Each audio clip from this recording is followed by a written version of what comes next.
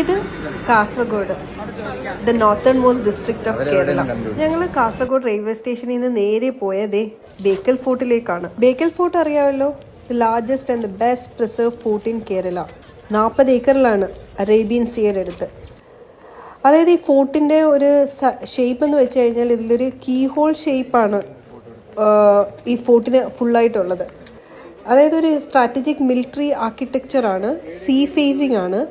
പിന്നെ ഇതിനകത്ത് പാലസോ ഭക്ഷണ കേന്ദ്രങ്ങളോ അന്തപുരങ്ങളോ ഒന്നുമില്ല. ഇത് ബേസിക്കലി ഒരു ശത്രു നിരോധനത്തിനായുള്ള ഒരു സൈനിക കേന്ദ്രം മാത്രമാണ്. ഈ കോട്ടയ്ക്ക് ശരിക്കും 300 വർഷം പഴക്കമുണ്ട്. 17-ാം നൂറ്റാണ്ടിലെ ശിവപ്പ നായകരാണ് ഇത് നിർമ്മിച്ചതും. പിന്നീട് ടിപ്പു സുൽത്താനും ബ്രിട്ടീഷും ഒക്കെ ഈ കോട്ട കൈവശം വെച്ചിരുന്നു. നമ്മളുടെ മലയാളത്തിലും തമിഴിലും ഹിന്ദിയിലുമുള്ള ഒത്തിരി ചിത്രങ്ങൾ ഇവിടെ വെച്ചിട്ടാണ് ഷൂട്ട് ചെയ്തിരിക്കുന്നത്. കോട്ടയുടെ പശ്ചാത്തലത്തിലാണ് ചിത്രീകരിക്കപ്പെട്ടിരിക്കുന്നത്.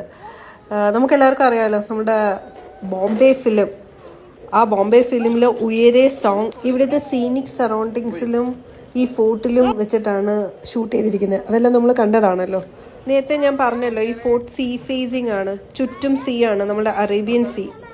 പിന്നെ നമ്മളെ കാസർഗോഡിന് വേറൊരു പ്രത്യേകതയുണ്ട്, അവിടുത്തെ ഇൻക്രെഡിബിൾ ലിംഗ്വിസ്റ്റിക് ഡൈവേഴ്സിറ്റി. അതായത് ഇവിടുത്തെ ആൾക്കാർ മലയാളം, തുളു, കന്നഡ, കൊങ്കണി, മറാത്തി, ഉറുദു ആൻഡ് ബേറി എന്ന് പറയുന്ന 7 ലാംഗ്വേജസ് സംസാരിക്കും.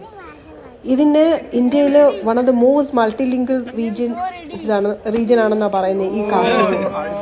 പിന്നെ കാസർഗോഡ് കുറേ ടെമ്പിൾസ് ഉണ്ട്, കുറേ mosque, churches, basically land of gods and forts എന്നാണ് ഈ കാസർഗോഡ് പറയുന്നത്.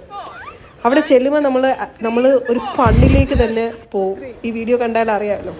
അങ്ങനെ ഞങ്ങൾ തിരിച്ച് കാസർഗോഡ് നിന്ന് കണ്ണൂർക്ക് പോകാൻ പോവാണ്.